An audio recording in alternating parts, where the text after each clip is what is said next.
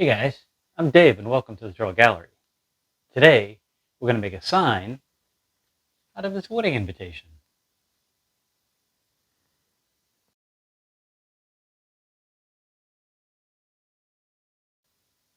My son's getting married, and he and his fiance asked me to make them a sign that they could display at the wedding and then hang up later at their home. Now, I get that not everyone has a project like this, but I think if you check out the techniques I use with all the small pieces, weird glue ups, and working safely around all those small pieces, you might be able to pick up a tip or two that you can use in your next project. There's a lot of repetitious cuts in a project like this, and a lot of gluing and waiting. So I'll try to move through the process as quickly as I can. And also to save time, I skipped over some of the basic milling processes. So with that said, let's see how I took this wedding invitation and turned it into a sign. The first thing I needed for this project is a pile of narrow, quarter-inch thick strips. I'd just seen a video from Marie at DIY Montreal where she showed how to make a great jig for just this problem, and I'll link that video below. With this jig, I quickly and safely cranked out a pile of three 32 inch wide strips of walnut at the table saw. I adjusted my fence and switched over to maple, and with the same jig I ripped down a pile of 1/2 inch wide strips. Many of my maple pieces were narrow, so I used a push stick to hold it in place in the jig. I also needed several strips that were closer to 3/4 inches wide, and I was able to rip those safely at the table saw with just a push stick.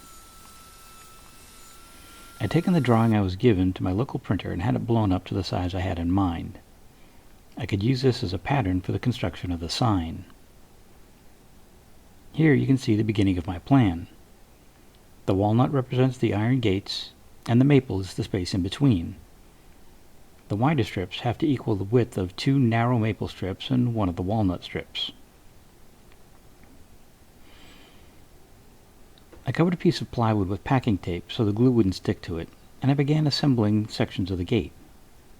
I could only glue up so many strips at once, partly because the pattern changes, and partly because it was challenging to keep the strips flat as I assembled them. While I was gluing up sections of the gate, I started working on the columns that flanked the gate. I picked up some zebra wood for a little contrast and milled it down to 1/2 inch thick. At the table saw, I ripped 2 columns at 1.25 inches and 2 at 1 inch. I put a 1/4 inch roundover bit in my router table and ran the long sides of all my columns. This should give them the appearance of being, well, roundish. With the central section of the gate glued up, I used my card scraper to remove any excess glue squeeze out and just start to level out the face of the stock. I haven't used my scraper in a while, and I forgot how satisfying it is to use. At the miter saw, I trimmed the excess strips from my gate. Then I could make the first crosscut that would allow me to add the horizontal pieces of the walnut. One of the gate details is this lower section that I had glued up earlier. I ran the walnut long and used my flush cut saw to trim them to length. Then I came back with a chisel and trimmed them flush. I glued 2 more horizontal strips to the piece I had just cleaned up and set that aside to dry. I glued that assembly into the gate, but I didn't realize it had bowed until the glue was dry. I took it over to the miter saw, clamped it down to get a square cut, and then removed the upper walnut strip. Then it was back to my glue table to put them back together. This time I clamped things down and added a block to ensure the joint stayed flat while drying. To clean up the sides of the center section of the gate, I used double stick tape to attach a straight piece of stock to my work. I made sure it was perpendicular to the base and then ran the opposite side through the table saw. I removed the straight edge and ripped the opposite side parallel to the first. With the sides straight, I could add the outer sections of the gate. More glue, more clamps, and extra clamps at the seams to keep things lined up. Back at the table saw, I could cross-cut the full assembly using my cross-cut sled. The plywood on the opposite side of the blade is just there to support the cutoff section, ensuring a cleaner cut. More glue and more creative clamping, and I could add the next horizontal bar. Once that dried, I added a bottom strip of maple. If you're wondering about that blob on the lower section, that was a little CA glue that I used to fill a couple of small gaps. It just seemed to squirt everywhere, making more work for me later. Once all the glue-ups were done on the gate, it was time to start the real fun stuff. I'd run the arc at the top of the gate and trimmed it close to my line at the bandsaw. I didn't want to risk using my circle cutting jig on the gate, so I cut a pattern from some 1/2-inch plywood and clamped that in place on the gate. Then I could use my trim router with a pattern bit and clean up the curve. The final piece of the gate goes on next. The top curve gets one last bit of walnut. Luckily, these strips are small enough to easily bend in place. After adding some glue, I held them in place with some blue tape and a couple of clamps. I made another pattern based on the outer shape of the gate on 1/2-inch plywood. I cut that out at the bandsaw and gave it a quick sanding to even things out. I checked the pattern against the gate, adjusted as necessary with a sanding drum on my drill press until I got the fit as close as possible. I traced that shape onto some 1/2-inch zebra wood and cut it out at the bandsaw. Then I used double stick tape to adhere the pattern to the wood. A quick pass with the router and pattern bit, and the inner arch is all cleaned up.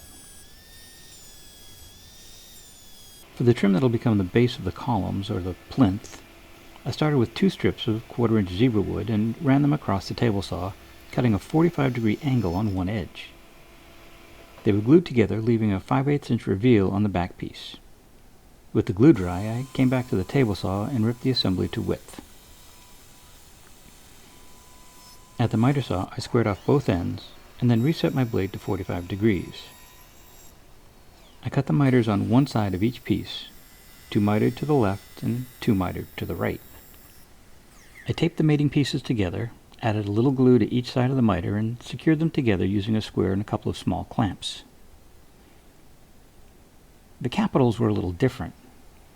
I started with 1/2-inch zebra wood this time and used some double stick tape to secure them to a piece of scrap plywood. I set the blade on the table saw to something like 20 degrees. The angle wasn't critical, it's just what looked best. Then I could run the stock through and cut the angle on the face. By securing the stock to the plywood, I prevented these small pieces from falling down the throat plate and maybe taking my fingers with them. I was left with some nicely tapered stock in all my fingers. I reset my blade to 90 degrees, lowered the blade, and made one pass on each piece. A low blade and a push stick kept my fingers well away from the blade, and this left me with the profile I was after. I mitered and glued this stock like before and set them aside to dry. Moving on to the upper arch, I used more double stick tape to secure a 1/2-inch thick piece of zebra wood to some scrap ply. I added a second piece of ply to act as a pivot point for my circle cutting jig, and if you'd like to see how I made that, I'll add a link to that video below. After lining everything up, I ran the first pass of the inner arch. Sadly, due to miscalculation, that cut did not match the top of the inner arch. The good news is that the cut was inside the line I had traced from the gate, and I'll fix that in a minute. While I had the stock in place, I adjusted the distance on my circle cutting jig and cut the outer curve of the arch. A couple of passes and the top of the arch was complete. I pulled the zebra wood off the jig and headed to the bandsaw. There I cut close to my line, and once complete, I checked the fit of this arch to the inner arch that I had cut out the same way. A little sanding and the two lined up well. Any minor inconsistencies will be hidden in the next step. Back to the router table with that same setup I used for the columns, I added quarter rounds to the inside and outside of the two arches. The rounded edges help hide any little gaps I missed. It was time to trim up the column details. It took some head scratching to come up with a way to cut these square, clean, and safe. The return on these pieces is only 1/4 inch deep. The plinths were taped to a bit of 2x2 stock that held them securely in place while I ran them through the table saw. The capitals were a bit trickier because of their angled faces, but basically cut the same way. I glued up some 1/4-inch ambrosia maple for the upper panel above the arches.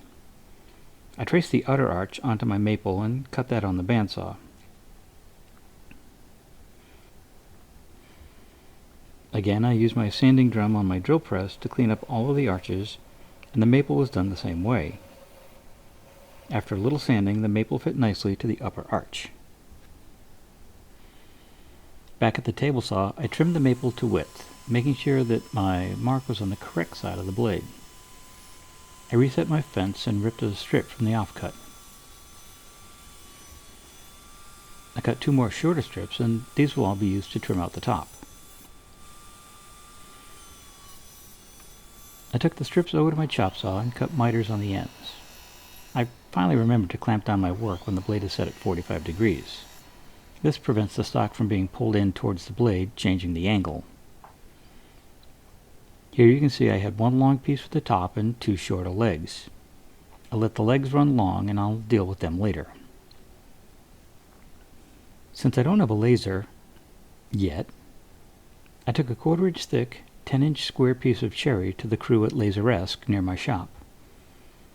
I brought the artwork from the invitation and they did their magic to size and center the image, transferred the file into a format that the laser could understand, and it was time to engrave. And while I'd been to their shop several times in the past, watching the process is still fascinating. It took a little over 10 minutes to run the program and it came out great.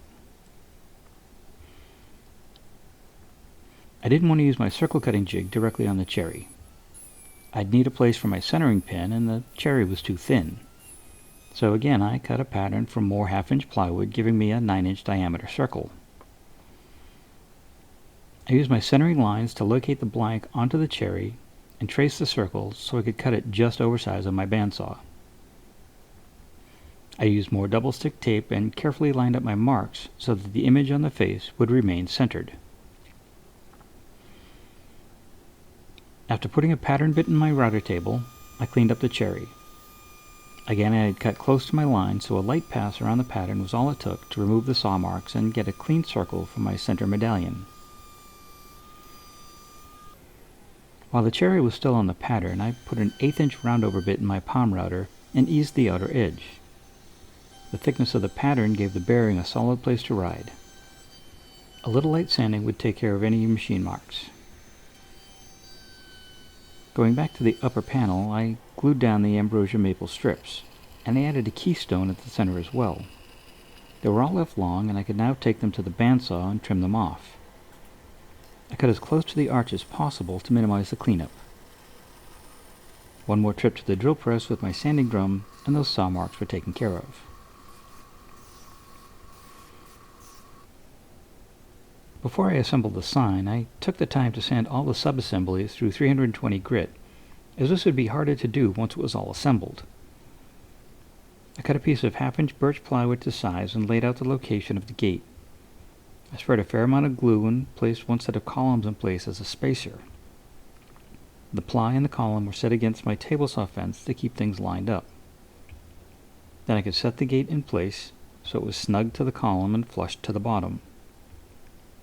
4 strategically placed 23-gauge pins held the gate in place. By shooting into the walnut strips, the pins virtually disappeared. I added a second piece of plywood on top and lightly clamped everything together. Once again, setting things aside until the glue had time to dry.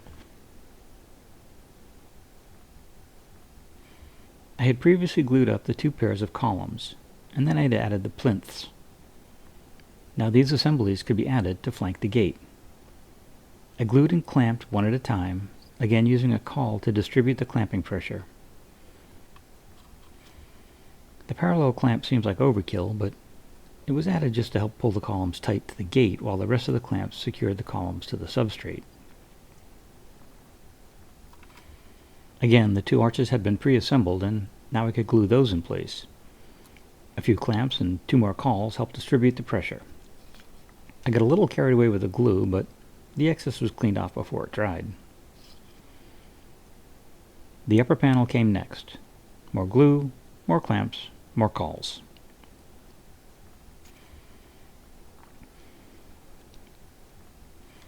Next up came the capitals. I clamped a straight piece of stock across the columns as a registration point. I glued the back of the capitals and clamped them in place. The blue tape is there just to minimize any glue from getting on the arch, and the quick grip clamps on the corners are there just to lift the work off the table. After determining where the center of the medallion would go, I marked the top and bottom with blue tape. I added glue to the back and spread it around, keeping it close to the edge, but not so close that there would be much squeeze out. I set it in place and made sure it was centered side to side. When I was happy with the location, I added two 23 gauge pins to hold it in place. This time I hid the pins in the engraved sections of the lettering. Then it was call and clamp as before. With the face of the sign assembled, I milled up some 1/2 inch thick walnut for a frame. The ends were mitered at the chop saw, or chopped at the miter saw. I mitered one end of each of the 4 pieces, then cut the opposing miter on one of the frame strips. I can use that to sneak up on the fit, first on the long sides, then repeating the process on the short sides. A few trips to the miter saw and the pieces are a snug fit. Before adding the frame, I took the time to sand the main assembly at 400 and 600 grit by hand. I took my time and got into all the curves, corners, and tight areas. Sanding wood to 600 grit burnishes the surface, and had I done this prior to assembly, the glue may not have adhered well. Before assembling the frame, I pre-sanded the inside to 300 grit. I also marked the lower half of the frame pieces, and then sanded the upper half through 600 grit. Then I could add tape to the corners and a bit of glue to both sides of the miters. Next I added glue to the outer edges of the main assembly, set it on a pair of parallel clamps, and added the frame. The tape helped hold things in place until I got the clamps snugged up. The corners kept creeping out of alignment, so I added some C-clamps to hold them in place. But I made sure I could still see the corners so I could ensure that they were in the correct alignment before the glue set. The last thing to add to the sign was a keyhole on the back so it could be hung up. I started by marking the center line near the top of the sign. Then I clamped on my keyhole jig, aligning its center line to the one I had just drawn. That jig was also inspired by Marie at DIY Montreal in the same video I had mentioned earlier. I put a keyhole bit in my palm router and set its depth to make sure not to penetrate the plywood subbase. Then I could plunge down at the bottom of my jig and pull it towards me. I shut off the router, let the bit come to a complete stop, and then lift the router out of the jig. After one final sanding of the frame from 120 through 600 grit, it's finally time for the finish. Danish oil is one of my favorite finishes, especially for a piece like this. It's also why everything's been sanded to 600 grit. The wood is already reflecting light, and that's before the oil hits it. This stuff really makes the grain pop. I like to use 6 coats of oil, adding no more than 1 coat per day. And since this piece has so much detail, I used an acid brush to help me get into all those tight spaces. You just cover the entire surface, let it sit for about 20 minutes, and then wipe off any excess oil. You don't want any spots of excess oil to cure on the surface, so in the last few coats you may have to wipe things down a few times. The last step is paste wax. I've tried several options, but I like the way brie wax goes on and buffs out. A second coat doesn't hurt, and with a piece like this that may get touched a lot, it adds a bit of protection. Nothing left to do now but give the sign to the happy couple and see what they think. Good plug. Trull Gallery, guys. Thank you. Thank you.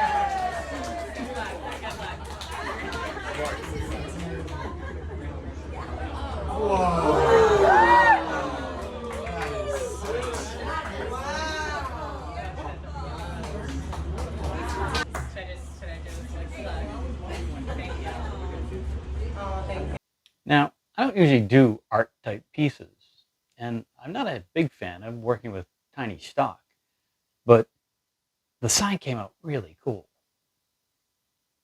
Worked on the sign every day for about 4 weeks. and took way too many trips to the lumberyard, redesigned it several times, and I think all told, I've got about 35 hours in the assembly and finishing. And I got to tell you, it was worth every minute. And while I usually use 6 coats of Danish oil to finish a project, I maybe pushed this one to 12. And I added 2 coats of paste wax as well. If you could touch it, you would know that this finish came out amazing. I'd love to hear your thoughts on this video. Was there something I could have done differently? Smarter, safer, easier? Drop them in the comments below. I'd also love to hear if you've done a project like this yourself and what challenges you came across. If you enjoyed this video, maybe give us a thumbs up and share it with your friends. And if you haven't already, maybe it's time to hit that subscribe button and the little bell so you get notified each time I put out a new video. Got a couple of thoughts going around my head of what's coming up next, but you're just going to have to wait and see. So for now, have a great day. Take care. We'll see you soon. I got a wedding to go to.